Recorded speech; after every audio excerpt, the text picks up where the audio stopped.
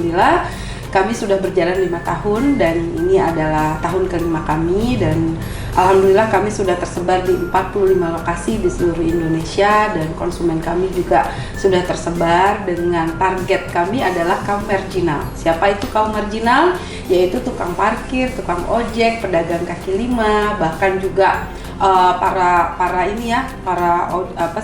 driver online, terus tukang buruh cuci, dan juga janda duda jomblo ya. Jadi Tante Besti memang fokus kepada status-status sosial yang di kaum marginal dan juga para PKW TKI. Dan Kopimnas ini punya misi yaitu jauhi riba, perbanyak sedekah. Jadi teman-teman, alhamdulillah di tahun kelima ini sudah banyak teman-teman kami, hampir plus minus ya, sekitar insya Allah 800 unit yang mereka mendapatkan rumah dan couplingnya.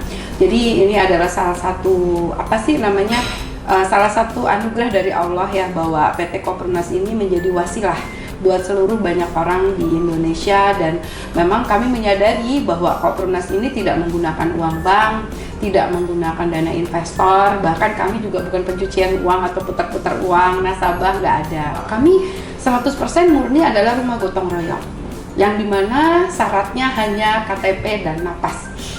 Seperti ini. Jadi buat teman-teman ya, ini tidak masuk dalam logika lah sebetulnya. Kenapa kok rumah semudah itu? Mungkin sama kontrakan pun kami kalah ya, hanya dengan 50.000 aja. Terus mereka mengangsur selama tahun ketiga sampai tahun kelima, mereka juga mendapatkan rumahnya. Maka kami membuat satu inovasi demi kepastian hukum bagi seluruh rakyat Indonesia, bagi Anda yang sudah mengambil rumah di Kopimnas ya.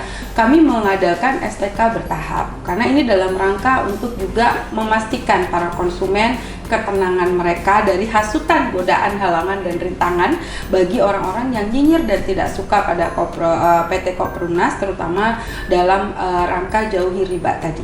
Jadi teman-teman, STKB bertahap ini adalah salah satu kepastian hukum yang kami sudah konsultasikan kepada pengacara kami. Mereka diberikan PJB secara notaris supaya mereka juga tenang dalam mengangsur, dan mereka juga tahu bahwa ini tempat saya, ini coupling saya, dan kami sudah berikan precast. Mana ada Bapak Ibu, maaf ya, dengan uang 30-50 juta Anda bisa dapat coupling dan precastnya. Dan kami juga memberikan pilihan kepada mereka untuk desain suka-suka, mengacu pada SOP yang sudah kami keluarkan dan kami sepakati bersama konsumen. Alhamdulillah ya, ini adalah kalau sebagian orang mungkin bilang 2023 sampai 2024 itu tahun resesi.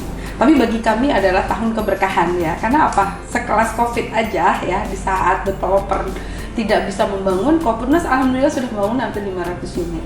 Jadi buat kami 2024 ini adalah harapan baru untuk masyarakat, dan saya ingin merubah paradigma masyarakat bahwa beli rumah itu sangat indah, menyenangkan, dan tidak susah. Hanya dengan KTP, daftar online, Anda sudah pilih lokasinya, makanya kita bisa, aplikasi kita ini insya Allah harapan saya bisa menjadi unicorn ya. Bukan lagi startup lagi, tapi kami sudah 5 tahun menjalani proses ini. Semoga nanti ada investor yang melihat kami bahwa ini akan menjadi startup KPR developer. Jadi KPR developer ini nantinya akan jadi role model untuk seluruh developer seluruh Indonesia yang ingin mengikuti jejak kami dengan sistem kami. Insya Allah sudah teruji, karena kami sudah menjalankan, dan ini bisa terjadi di Indonesia.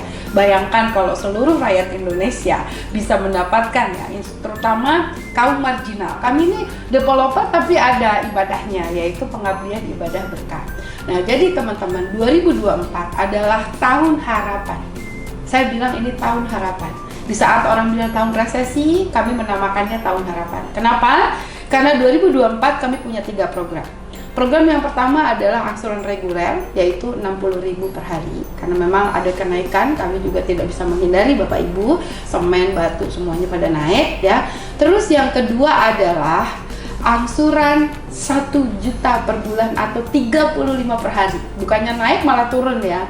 Tapi kami ada satu strategi lah Bapak Ibu, dimana dengan angsuran yang paling rendah, karena setelah kami survei, mereka tuh tidak peduli. Karena kami tidak ada DP, nolak DP ya. Ingat ya Bapak Ibu ya, Kopimnas nolak DP. Jadi siapapun orang yang punya DP, mohon maaf lahir batin, kami tolak. Tapi kalau Anda mau cepat menempati, tidak sabar 3 tahun, kami ada program yang ketiga, yaitu take over. Nah, jadi kami juga ada program take over di mana konsumennya tidak bisa meneruskan, dan saya tidak bisa menghindari ini. Karena dari 100 ya, mungkin hanya 40% yang lolos. Yang 60% nggak lolos Bapak Ibu. Jadi yang 60% ini kami berikan solusi take over. Makanya Kopimnas tidak menerima DP, supaya orang-orang yang punya DP terakumulasi di take over ini. Ini adalah proses in sama out dalam satu perusahaan, supaya perusahaan kami sehat. Dan kami juga di sini nggak pernah bilang tanpa sita, nggak pernah ya Bapak Ibu. Tapi kami sepakati bersama 3 bulan berturut-turut mereka tidak membayar, maka mereka wajib take over. Baik yang sudah menempati rumah ataupun yang belum menempati rumah. Ini adalah solusi syariah bersama yang kita sepakati dan tidak merugikan satu sama lain. Ada 2 proses di sini ya Bapak Ibu ya. Kalau mereka 3 bulan berturut-turut tidak membayar, SOP kami, mereka itu posisinya selama 3 bulan itu sudah kami beri kesempatan. Kami berikan surat SP1, SP2, SP3 dan kita sepakati bahwa rumahnya itu posisinya harus diberikan pada konsumen berikutnya.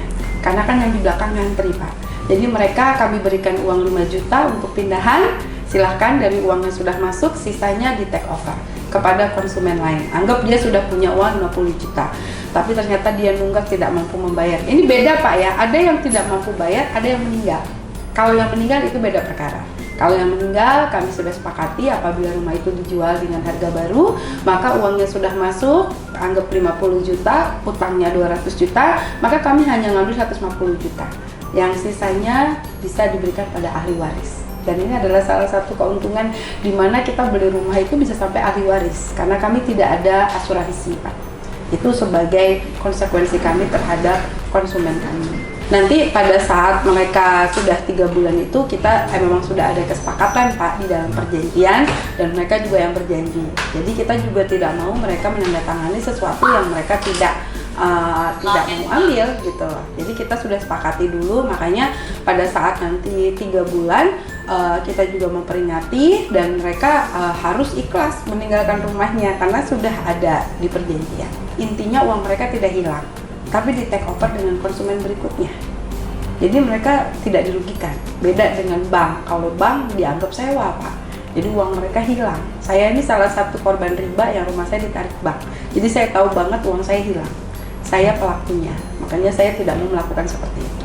Sampai hari ini sih karena kita 3 tahun dulu mengangsur Pak, jadi kita masih menerima kunci itu di tahun keempat ya. Tahun ke-3 dan ke-4 itu kita sudah hampir 400 orang yang menerima kunci, yang menerima kapling dan precast itu plus minusnya 400. Jadi total hampir 800, dan target kami di 2024 kami ingin nanti membangun hampir 2000 unit Pak. Itu impian dan target kami. Tapi kami yakin lah 2000 unit nanti karena akan ada konsep desain suka-suka. Jadi konsep desain suka-suka ini adalah mereka bisa mandiri membangun sendiri Pak. Jadi kami juga memberi kesempatan pada seluruh konsumen yang kepingin, misalnya saya mau ambil couplingnya aja sama precastnya, terus saya mau bangun pakai konsep rumah kayu, itu boleh aja karena kami tidak mengikuti aturan bank. Jadi mungkin kedepannya rumah kami akan warna-warni atau rumah kami akan bermacam-macam desain. Bahkan mereka yang sudah menempati Pak, 6 bulan mereka sudah menempati, mereka sudah bisa tingkat rumahnya. Bahkan ada yang sudah dipagar, bahkan ada yang sudah direnovasi habis, boleh saja karena kami tidak ada aturan bank. Karena secara syariah walaupun mereka mengangsur, kita setelah jual beli itu milik mereka.